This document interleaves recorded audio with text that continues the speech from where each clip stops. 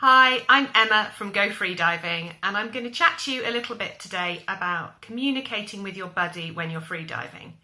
Now, there are two forms of communication. There are verbal and there's non-verbal. And before you even do a freedive, you've got to be thinking, have I actually communicated with my buddy what they're going to be doing on the dive, what I'm going to be doing on the dive, and how we're going to work together?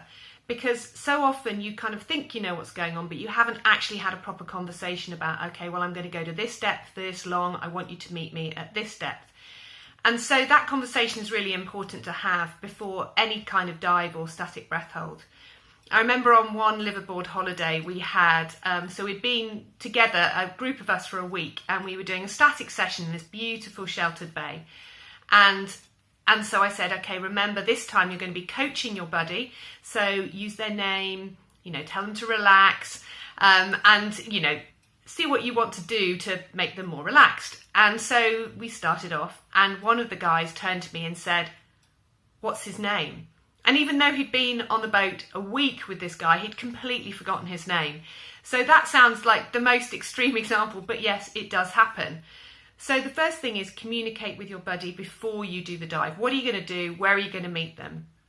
What you can do also is use things like the lanyard as a form of communication. So one of the brilliant things that I find about using a lanyard is that when the carabiner is going down the line, it's kind of doing a drrrr, and if you hold on to the line and you can just feel the vibrations, and so when it stops, even though, it may be murky water, you can't actually see the diver, you go, okay, yeah, I can feel the lanyard stop. They're probably at the bottom of their dive.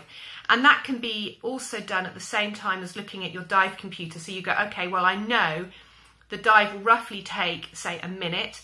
Therefore, they're going to reach the bottom around 30 seconds. So I've looked at my watch. I felt the stop. Therefore, okay, I know they're at the bottom. And what the diver can do also is they can do a really strong pull as they make their turn. And that's another way that you go, okay, yeah, I felt that pull. That's my signal now to go. So that's a really useful thing you can do when you're buddying for someone at depth and you can't see exactly how deep they're going to go. You rely on timing the dive and also feeling that the carabiner going down the line of the lanyard.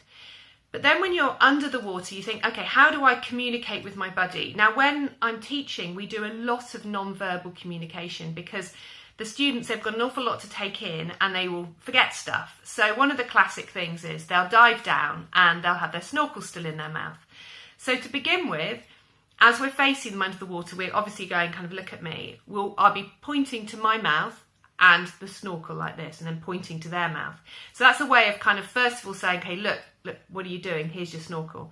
And then, of course, you can always, once that hasn't worked, you can always reach across as if to go for their snorkel. And they'll go, yeah, the snorkel. Another really useful hand signal that we use is this, which is also used in scuba diving, which basically means slow down. Because often people can be bolting for the surface just at the moment when they've got positive buoyancy and they don't actually need to fin at all. So slow down is a really good one. Scuba diving signals, this is kind of go up. So if, for example, I was doing buddying for a student and they were spending too long at the bottom and their buddy had panicked and gone back to the surface, so I'd go down and I'd just kind of go, okay, up you go now. So that's a way of saying go up. So slow down, go up. Other hand signals that we do is we literally will beckon people towards the line. One hand signal I do quite often without even thinking, which causes people to laugh, is because I'm trying to encourage students to come up next to the line, I'll say, well, okay, if you can run the line through your fingers, then you'll know that you're close enough to the line. You don't have to pull it, but just run the line through your fingers. So I'm underwater doing this and they're going, what are you doing? But that was my way of saying, run the line through your fingers. So other hand signals are obviously, I'm okay. But what I would encourage you to do is to not do your free dive and spending the whole time on the way out going, I'm okay, because you're going to be breaking your streamlining and it's using up energy you don't need. I mean, ultimately, the buddy's job is to be looking into your eyes and be close enough so they can see how you're doing.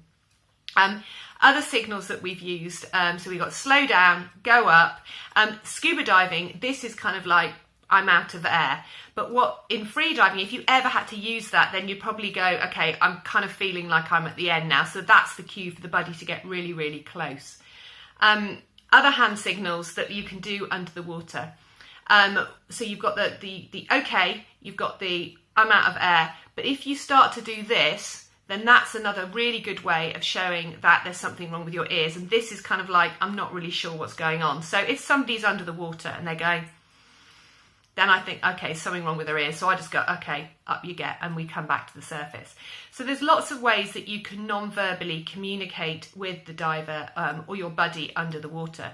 But the most important thing is that the better communication you have before the dive means that when you're on the dive, both you and your buddy will feel really, really secure in terms of what they're doing, what you're doing, and that you're the best buddy in the world.